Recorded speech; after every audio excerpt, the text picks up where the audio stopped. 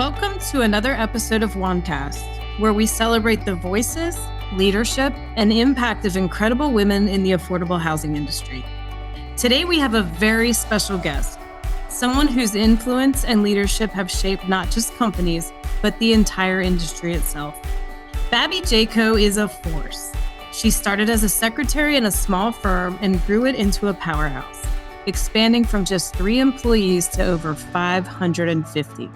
She has navigated the complexities of affordable housing with heart, vision, and a commitment to ethical leadership. Her career is built on what she calls heart work, and she led with the philosophy of flying by Buick, a hands-on, all-in approach to making a real difference. Beyond the numbers and the success story, Babbie is known for the way she invests in people. She's a mentor, a leader, and someone whose wisdom you'll want to take notes on. Today, she shares insights on leadership, lessons from her career, and even what retirement has taught her. Because trust me, she's not slowing down anytime soon. We're so grateful part of Babbie's new retirement plan includes helping WAHN expand our mission. Get ready for an inspiring conversation filled with laughter, lessons, and a lifetime of knowledge. Babbie Jaco, I have been counting down the days to spend this time with you. Thank you so much for joining us. You're welcome. I'm looking forward to it also. You have so much energy. I'm looking forward to this. This goes both ways, right? People are like, uh-oh. We've been talking a lot, and we're so excited that you've jumped onto our sponsorship committee during your retirement when you're supposed to be cutting back a little bit. But you mentioned several times that when you say I retired, it still feels really strange. What has surprised you most about this new chapter in your life, and what do you miss most about work? What surprises me honestly the most is because I had a retirement business plan that I wrote. It had everything in it. What all Jeff and I were going to do, creating purpose in my next chapter of life. I had read all of the books. The books of From Strength to Strength by Arthur Brooks, Necessary Endings by Dr. Henry Cloud. I just read them all in preparation. So I did what I did. I wrote a business plan. I said, I'm going to improve these skills, including getting back on my piano bench and brushing up my music and spending time with my 9. I had it month by month.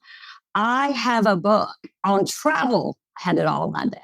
My retirement date was January 1. December 20th, my 92-year-old mother moved into our home.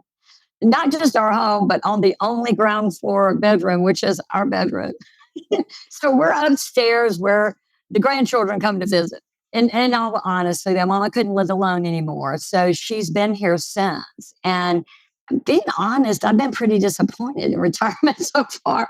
I'm a butler right now. I've gone from making big decisions every day, multimillion-dollar decisions, just like that, to, okay, Mom, here's your coffee. And yes, I've put your sugar in it. But at the same time, y'all, it's that part of life. And it's a season of life. As I look at it, I know that I'm in the right place at the right time and that I won't have regrets and that I'm meant to be here right now. So the big retirement plan is on hold. And I'm sure that I'm learning a valuable lessons of patience and slowing things down. But what I miss the most are the people. I've worked with the same team, most of them 30, even 40 years. They're my friends. That's what we do. And it's kind of like breaking up. And I feel grief. I feel a little grief. So I'm really happy when somebody reaches out like you did and said, well, can you help us do this? And then I pick up the phone and I call and say, can y'all sponsor?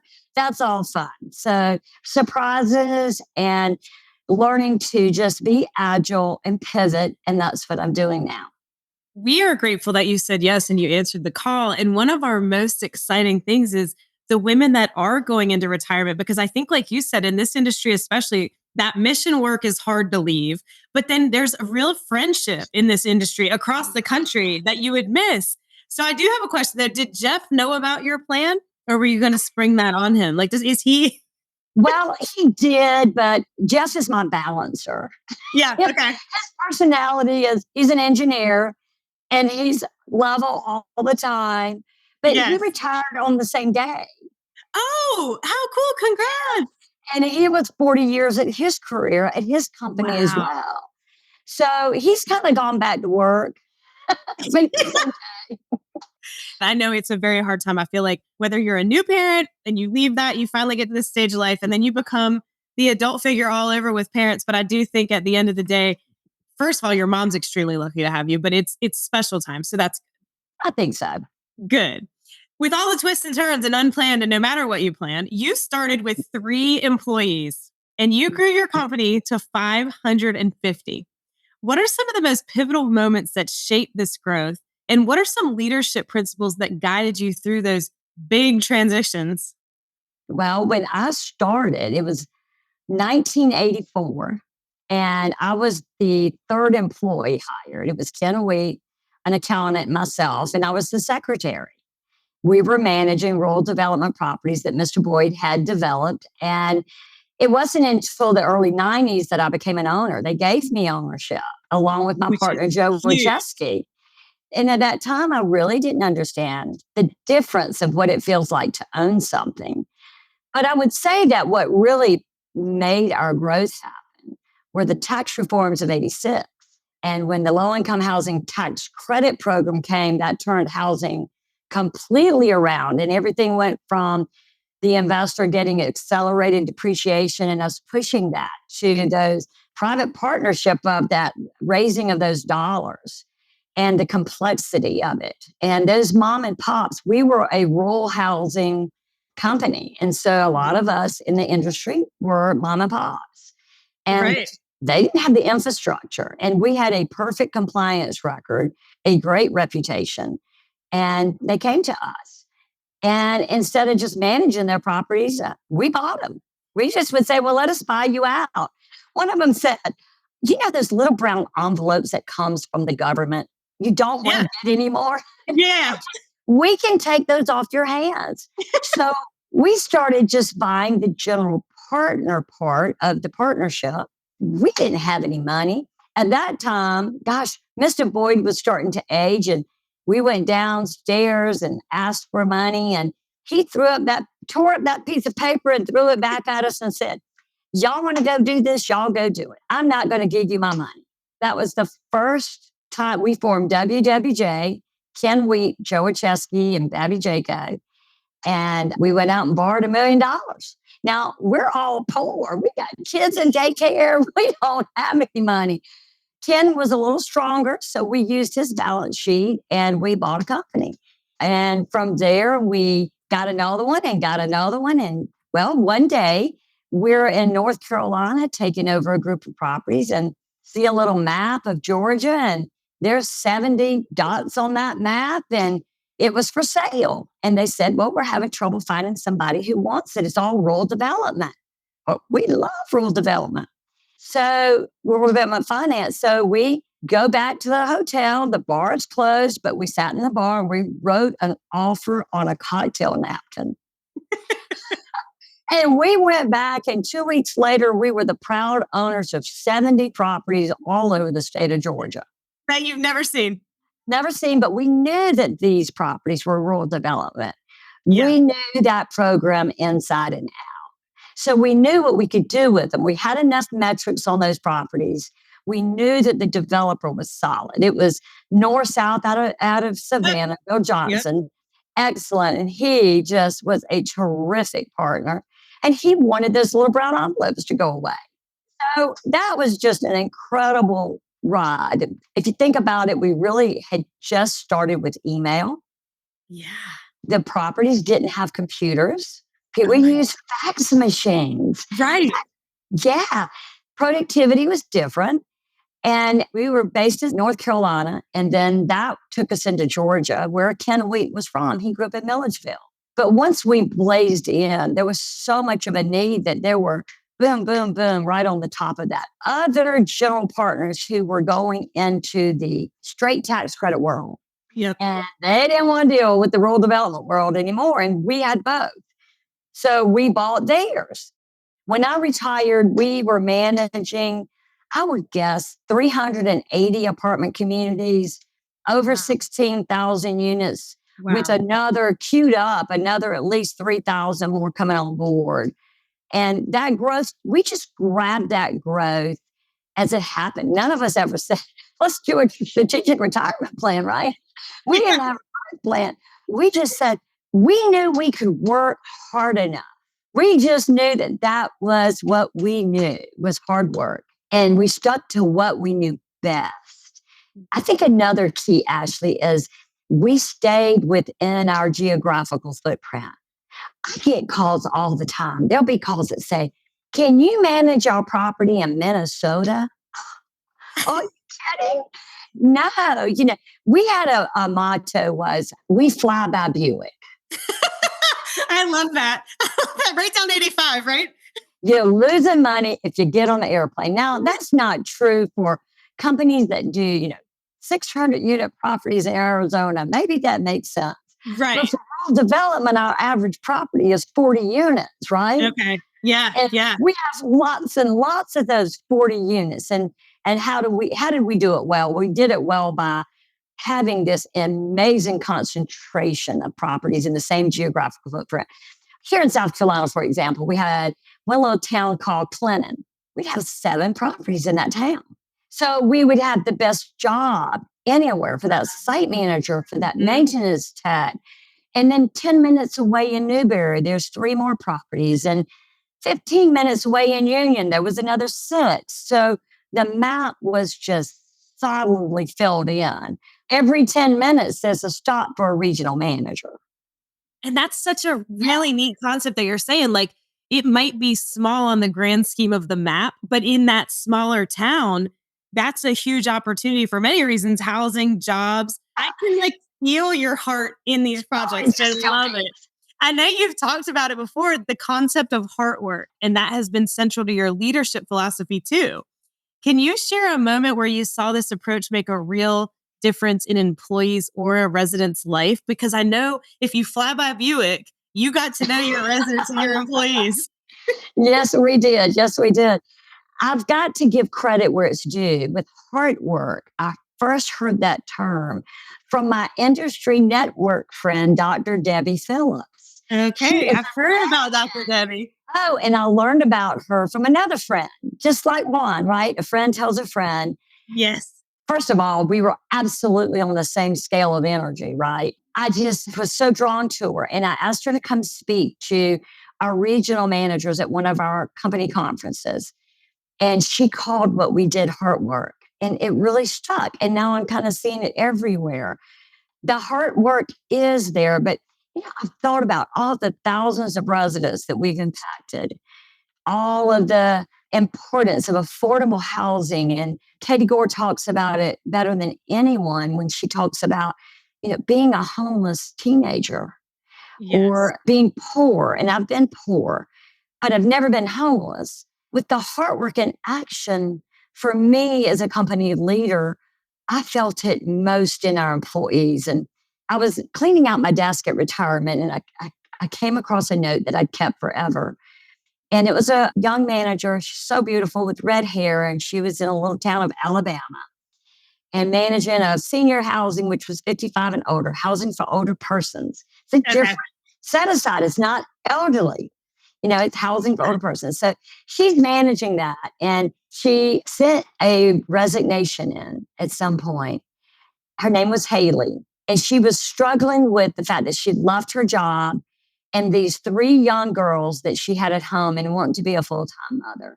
So I read over her letter as I was leaving my office. And she just said in her letter, she goes, after a lot of thought and a lot of heart-wrenching, I've made the difficult decision to leave the job that I love and stay home with my children. But in her letter, she did not thank me for a promotion. She didn't thank me for a bonus, which we gave bonuses every year at year end, no matter who you were or what you did. What she thanked me for was so simple, but yet has such meaning. She reminded me of the day she met me and that I came whizzing into her office. Not you. Babbie, right? Yeah.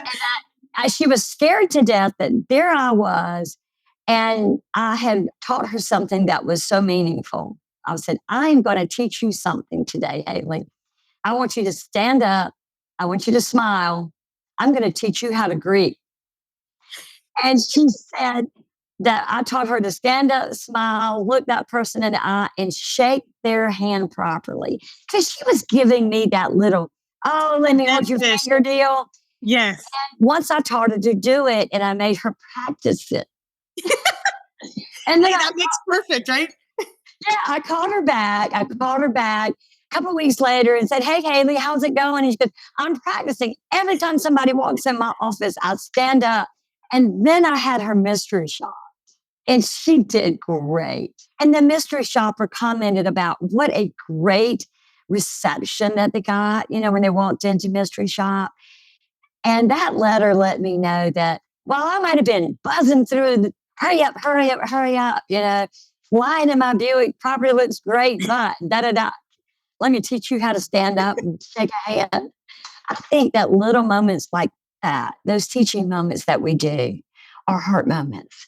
And it's because we care. We want our people to be successful. Somebody invested in me, taught me how to shake that hand and not do that little wiggly thing with your hand. And so I find myself now more in the heart role of a teacher because I hope that people can avoid some of the mistakes that I made. And for me, that's my hard work. What you said is so true. Like the money, the bonuses, all that. You basically handed her the gift of, even if you don't feel it that day, you're confident. Welcome to my office. Here's a hard handshake. You know what I mean? And that you remember for the rest of your life in all situations, not just work. So that is amazing. Yep. And this is a great lead into the fact that the industry has such high turnover, right? In property management. Mm-hmm. Your company, though, consistently maintained a low rate of turnover. And now we're hearing a little bit of why. What are some of the practical things you did to create a workplace where people wanted to stay and wanted to grow and wrote notes like that you kept in your desk? I hope Haley's listening until the day you retired. Yeah, I did.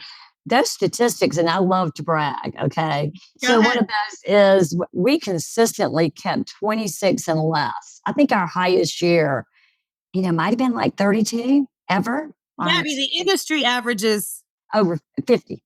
Yeah, 50. okay, that's what I thought. Okay. It's a lot of stress. I mean, when you're in housing, you're in the middle of everything in people's lives. Yes. I mean, and your managers, they see everything. Your maintenance men see things people shouldn't have to see. Mm-hmm. And it's stressful. Some of the things that if I look back at it, I didn't think about it at the time, but I really believe that our simplicity helped. For example, I call our income producers. Ken always taught me that the most important people in the whole company were your site employees. That receptionist and your site employee, they're the most important. And we had to make their jobs easy. And I hear about other company where, say, regional managers are doing reports all the time. Why do I need them to pull reports that I can pull? I can go ahead and put in the metrics. And I can see right now if there's rent uncollected. I don't need you to pull those reports for me. We kept it really simple, and we didn't bury our regionals in any kind of required paperwork. We wanted to know where they were going, what they were focused on, and kept a lot of if it wasn't absolutely necessary for them to solve problems, because we really wanted them 4 days a week. They're boots on the ground on the properties, inspecting. And when you're inspecting, you're training, right? Yeah. Walk in, shake a hand. Can you shake? Oh, let's do it, Right. It goes back to being on those properties. The regional managers for us have never been more than 2 hours from any property in their portfolio. Okay. We had a few in Alabama because they came with the client that were further away, but it wasn't that hard because we managed them from the edge of Georgia. Right. But in general, a portfolio of 25 properties, and people say, you got 25 properties on your regional managers? Well, one town has 7 properties. So that's 2 site managers, 2 maintenance technicians spread across those. And also we provided regional managers, have always provided them with company cars. Is it a Buick? They were Buicks until Buick quit making the model that we loved. It kept people from rationing their travel. Yep. When gas went out of the roof, They were not rationing the gas.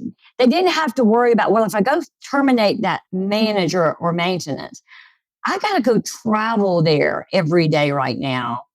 That decision was not part of the travel decision. The cost to travel was on us always. Sure. And mileage just doesn't do the same. And you might have seen some of my posts when I was bragging. I had my friends calling me from the industry. One of them over in Alabama would call me and say, Babbie, quit posting those posts about your people getting new cars. A new company car, like the price is right. Hello. No, you should. Like you said, you got to brag about that. That's a cool perk. Yeah, well, and we wanted it to be a perk. Yeah. And we wanted it to be easy to go to your properties, just get in that car and go. Also, the whole culture of who you know is best before you go hire who you don't know. And all of our leadership was always hired internally and promoted. Now, maybe we over promoted from time to time, but we kind of knew it and we supplemented. I would have a regional manager who was a terrible writer, but really good in the field. So we just supplemented. You send that to me and let me help you edit it. Yes. And that regional manager that I'm thinking of consistently has the best occupancy, the best compliance reports, the best that happens on staff. But that manager can't write a memo well. Right. Okay, let me help you with that. I think the retention comes about because here it is. And I know I'm not on camera, but I'm holding up I'll tell the people. Book. Okay, winning every day. Winning every day. Okay. And it's inscribed to me personally because he recruited Ken Wheat. Ken was from Milledgeville, went to Georgia Military Prep School. Okay. Wanted to play football for Georgia and did not get recruited by Georgia. Okay. But he got recruited by Lou Holtz, who was a graduate assistant at USC here in Columbia under Paul Diesel. And so he recruited Ken. And I was never an athlete. Okay. I never got to be an athlete. I was so tiny. I got to be a synchronized swimmer in college. But I never got to be an athlete. So I never got all this coaching until Ken. I'll tell you, anytime I felt the need, I pulled this book out because it was the approach of being a champion. And it was the simple, inspirational approach to leading. And that leading and care, one of the chapters that Coach Lou talks about is, number one, can I trust you? And two, do you care for me? Goes back to that hard work. Yeah. If you're a leader and you don't know, being a leader is hard. People should pray for their leaders. Let's have a moment of silence. We need to pray for all of our leaders. That is exactly right, Bonnie. Because it's not just your ministers and your presidents, but the leaders of your company, your regional managers. You wake up at night, you worry about things, and do you care? And do I trust you? And then are you committed to excellence? There was never a doubt that's what we stood for. And this is all part of the whole retention thing. Is we knew he cared. Yeah. Which is all that really matters. Yeah. Yeah. That's so special. And I love what you said that because you weren't part of, say, team athletics growing up, although synchronized swimming in college is pretty athletic. Just getting here to tell you.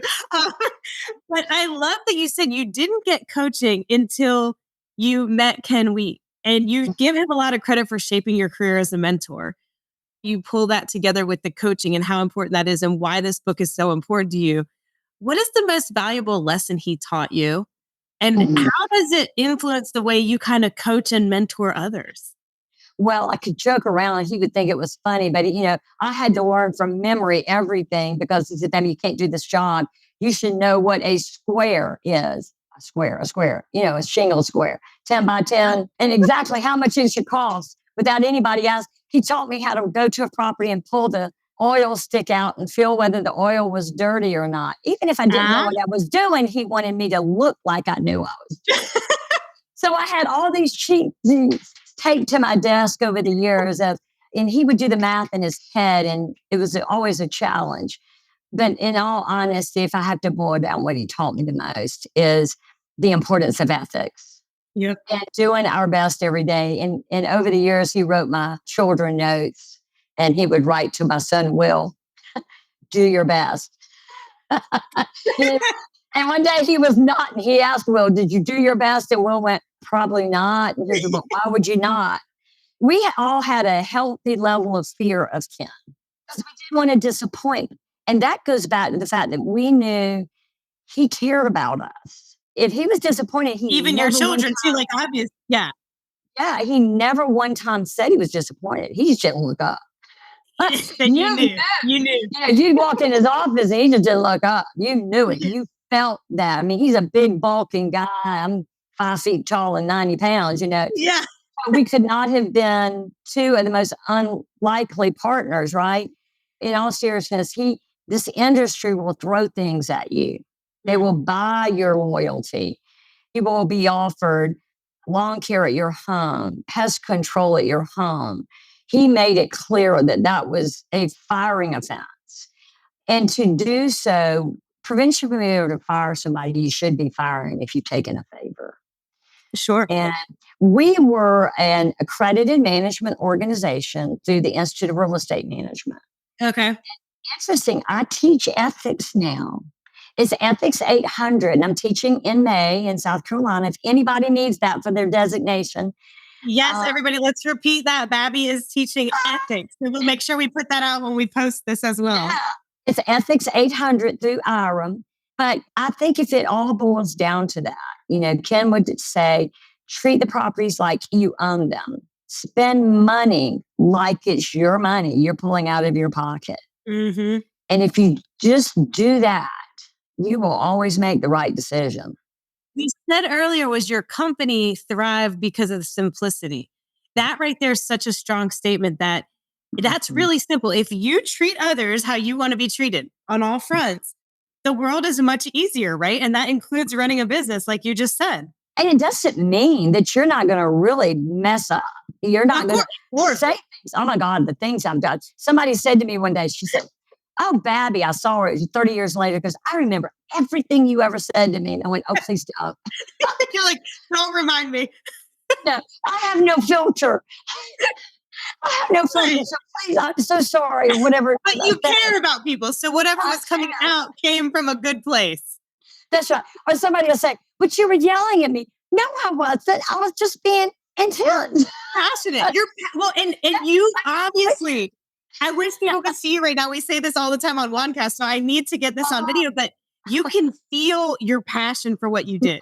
You can feel your passion for people's success, like your employees, so sometimes that passion comes out.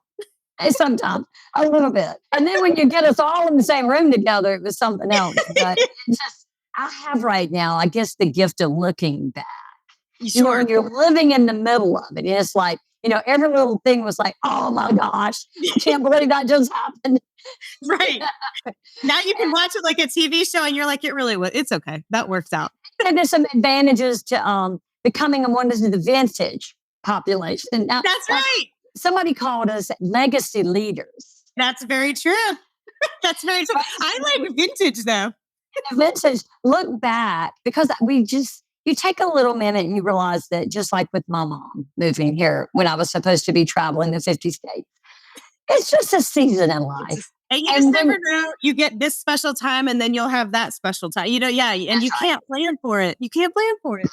No, you can't. So when you talk about all these big things and all the ethics and keeping employees happy, and how did y'all strike a balance between high performance and a people-first culture? Your company maintained 98.5% economic occupancy rate.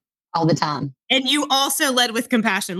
So that feels like sometimes that would be one of those scales and one side goes up, the other side goes down. How'd y'all do it? What did you do?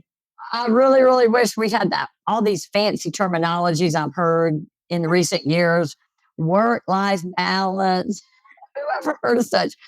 For us, it was just all an extension of who we were. We come to work, we talk about home. Ken knew everything that was going on in my life. I knew everything going on in his life, and it was all mixed together. There was no separation, I think, though, when I look back at it, we probably hired a lot of people like we were. Sure. People who played basketball in college, who had high level of energy and competitiveness, people who wanted excellence. But at the end of the day, I think that we had healthy conflict. Not always. We had some immaturity growing up. But behind closed doors, we'd fuss, we'd rant. I'd pick up the phone and ask somebody. And I remember calling a little girl and little manager in Willacoochee, Georgia. There is a town, Willacoochee, Georgia. I was going to say, I've yet all to hear these that. vacant units, and we had rental assistants, and they were for elderly. And I said, "Do you need me to come down there and rent those units for you?" Yeah, people say, "Listen, Babbie." Well, it really was. Well, sure enough, next week, those 4 vacant units were filled. So we focused on that. But even if we called somebody to really find out what was going on, such as that, and that we expected a lot of energy with high performing people, all kind of clashing. Dana Bull would call it, Dana, our new CEO with KHEC, he says that the management side of this business has been such an eye-opener for him. And Renee Sturgis, who I've worked with for 17 years, from right out of college, she was a college athlete and has been in this role and coming right along beside me. He says we were like 2 racehorses in a paddock. And we just, and then every now and then we'd collide, and we would all have this conflict and this, but why? And we would get it all out. There was no, I guess we didn't have healthy boundaries in a way. We would all just put it all out there to each other. And that's what I was going to say. You call it unhealthy boundaries, which I think it could be, except for y'all all had the best interests of each other at heart. And the trust level to be able to do that is phenomenal. Well, and the trust level was when we walked out of those closed doors, it wasn't there. That's exactly right. It stayed there. And somebody at the end of the day had to make a decision. This is not a democracy. It's a dictatorship at the end of the day, right? So somebody has to make it. But we always also felt like the term winning, Lou Holtz's winning, was not really about perfection. It was just that, was it better than it was yesterday? Yep. If we're winning, did we do something better today that we did yesterday? It really wasn't like, we didn't set these big fancy goals for we didn't even go 6 months out. Which is why you wrote up a whole entire retirement plan, because you're like, I haven't ever had one. I'm going to do this now. I love this story, though, of the company and hearing you talk about them. And there's obviously a very deep connection, friendship with you all, trust, and the company culture just sounds, it has to be amazing. So then selling this company to KHEC had to be a difficult decision. What gives you the confidence now, even because this is still fresh, that they're going to carry forward the culture and values that you all work so hard to build? Oh, that was painful. Ken is 11 or 12 years older than I am. Okay. Joe is older than I, not much. And we were WWJ. So by this time, we had already been doing business with KHEC 15 years. We bought all these things and we looked around going, what the heck are we going to do with all these properties? I mean, we got to renovate them. We got to reset them. They're going to fall apart. Yeah. And we came up with this crazy idea. Now, this gets off track a little bit, but it's important that we would package 25 of these apartment communities, separate deals with all different investors, throw them together. We partnered with Greystone, Tanya Eastwood, and she and Joe and Ken and myself, we all figured out how we could refinance them, crunch all of this complex stuff into renovating in place. Oh, wow. Okay. Units a day, total rehab with the tenants in place. Yeah. And we did that on 8 portfolios. And Tanya told me to the tune of $550 million before we finished. Wow. So Ken started looking at all of this and we knew we needed an exit strategy. Okay. He wanted to leave his family. None of our families worked in the business. And we set it up that way. We didn't want our children to come in. I was probably the less skeptic of my partners. I was not ready. I was younger. I see the value now looking back. And I'm glad. And when it came to KHEC, our cultures were similar. We were all both regional. Our footprints were on top of each other. We were the Southeast. They were the Southeast. We were in the same business. We knew their asset managers. We knew Dana. We knew the fact that their asset managers really came out to the properties and they cared about it. They were just nice people. When Dana wanted to expand their business line, we made sense. And it was scary. And there was a lot of changes. For me, I would say the first moments of it were a lot of grief. And I discounted that because the partners had a lot of tension going into this and a lot of disagreement about how to do it. Everybody says, celebrate your retirement, celebrate your retirement. It's been more of a grief journey for me. Yeah. Because you loved what you did. Well, and I loved everybody, but I also loved Ken. And he walked out that door and I stayed behind. Okay. And I didn't read a book on that. Yeah, you need to write one on this, Babbie. I was so unprepared for that. And in fact, he drove off that night and it was New Year's Eve and we were at work and he drove off that night and it was dark outside and I'm just bawling. Yeah. And I called him and I said, after 35 years, you drove off? Yeah. And I just sobbed and sobbed. And he drove back. I didn't know he did, but I had a veranda desk. I'm standing up at my desk. And just crying. No. I hear something behind me. It's like 7 p.m. on New Year's Eve. And I turned around and there he was. He said, I had to come back and hug you. So he came back and hugged me and I said, you smell like cigarettes. He hadn't smoked in 20 years. Oh, that's so interesting. He said, I had to. Yes. So, selling is hard when you build something. But the beauty of this is they already knew the properties. They knew us. We knew them. They weren't in the business. So this is not like another property management company buying us. So 100% of all the employees were hired. It wasn't like, oh, we already have an accounts payable department. Right. Okay. They're a whole different culture. I would tell Dana, y'all are MBAs working all the time on spreadsheets that all connect to each other. And we are blue collar workers. We cut grass, we fix your toilets, and we collect your rent.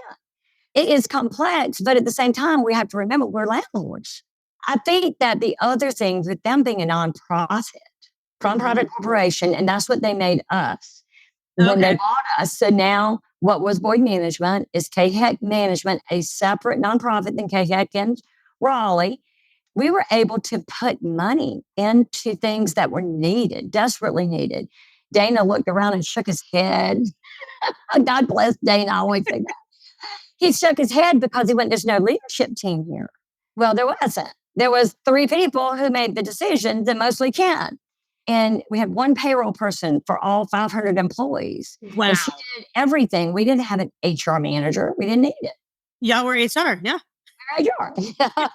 We never did an employee evaluation review. We just didn't believe in them and didn't need them. So I love that. Will you expand on that? Because I think that's so different.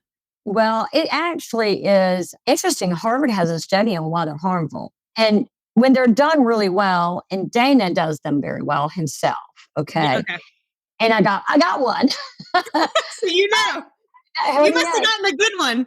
I got one because Dana did it, but I always knew where I stood before. Kind of the 1-minute manager approach with, you know all the time, but they could be very harmful to our organization if not really done well for the right reasons.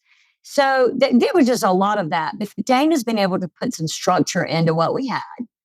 We knew that with what we had at 14, 13, whatever thousand units we were at when he bought us, we were topped. I mean, we couldn't do any more without adding another layer. And when you add another layer, do you make more money? Well, with Dana's situation being a nonprofit, the profits that we took home have been put back. So now our health insurance, our 401k, oh my goodness. I mean, who ever heard of a 6% 401k match? Our employees can now afford family health insurance where we could not do so before. Yeah. We got lots more PTO where I wouldn't have dare ask Ken to wait. I heard forever about when I finally got Memorial Day on the calendar. I wouldn't have dare ask for all these other days. So we got a lot. And you know what? The benefit of that is good. And I do like the benefit of some of the fresh ideas that have been brought to the table post buying us, which is that leadership team and the feedback from them. And oh Lord, the leadership retreats that we had, they were meaningful, but we worked hard at it and we did come away with real projects and real metrics. So the fresh ideas is good. Yeah. And we had times with these rehabs where we were ready to jump out of windows. Sure. We had millions of dollars at stake that, as Joe told a crowd one day at his retirement party, I had mortgaged my house. And this thing wouldn't close because there was one person at an agency who would not open the email. Oh my gosh, and all your whole deal is based on these things. And right. Dana, even if a deal fell off the cliff, KHEC stuck with us. They'll stick with it. They'll stick with this. And they do have that same caring philosophy. Are we going to agree? Am I going to agree with everything that he does? No. But it didn't with Ken and he didn't with me. And that's what makes it all beautiful. But I tell people, I look back and I went, what a ride. What a great ride. I think so too, Babbie. When I'm listening to you, it's just, I think there's a lot of people, it's kind of like when you have straight hair, you want curly hair, right? And I'm like listening to you, I'm like, there's so many people that spend their whole life not doing something that sparks them for a living. And they're counting down the days to retirement. And in my opinion, that's always kind of like, I wish everyone could find their pivot to get the passion that you have for your job and to grieve when they get to retire. Like, I agree. But how lucky, how lucky, right? How lucky. That's amazing. So looking back, what advice from your vintage perspective, I like this. Like my vintage. Would you give young professionals in the affordable housing industry, and particularly those who want to build a long and lasting impact like you have? When I started, it was so different. We didn't even have a tenant landlord act. I mean, Ken helped write it for South Carolina. Oh, wow. Wow. And there were no women. I mean, my first Institute of Real Estate Management meeting, I was terrified. And I went up that big tower to that first meeting, and there was one woman in the room besides me. Yeah. So there's so many advantages, not just for women and young people and all that, but professional training. Yes. I didn't get that. Ken threw me the set of keys and said, go show this apartment. Well, when I did that, I got in the truck with the guy who brought his truck, and I took off with him in his truck. And when I got back, Ken said, you got in this truck? I said, you're like, what was I supposed to do? You said he was your friend. I said, Babbie, I was just saying that, but you got in this truck. Well, that was the training I got. Yeah. I got this training. Like on the job, real training. I threw me the keys and said, go show this apartment. Now these young people have got almost, it's like a water faucet they can't turn off training. They've got to disseminate real training. So my advice is to stick to the core. My husband told my daughter that when she entered the engineering field. You can't get a PE in biohazard engineering, but you can get a civil engineering degree. PE in that. So stick to the basics of property management. And that I would advise the Institute of Real Estate Management. You need to have your real estate license. First you're managing real estate. Right. Then the complexity of the affordable programs. Mm-hmm. If you're in the Institute of Real Estate Management, you're also adhering to an ethical standard. And those ethics is the reason Institute of Real Estate Management was even founded. Yeah. Was to police its own members' ethics. Wow. So I think that really looking at the credentials and valuing those will give them the best start. And then don't be afraid to pivot. Work for a company that fits your personality style. There's companies out there that do a great job, but they have a different personality style. If you love spreadsheets and that's your forte, go to one that wants you to do it. Right, right. It's not mine. I'm more results driven, and I don't care how you get there. Employment ought to be like a good marriage. And I've been married since 83. And he was my high school sweetheart. Congratulations. So it needs to be like a good marriage. Mm-hmm. And then maybe you'll be as lucky as I am and have this career, a good husband, and 9 grandchildren. Look at you.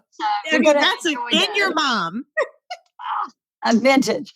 But yeah, that's what I would advise them. And that if they ever work for somebody that does something that's just not ethical, you have to leave. You have to do something different.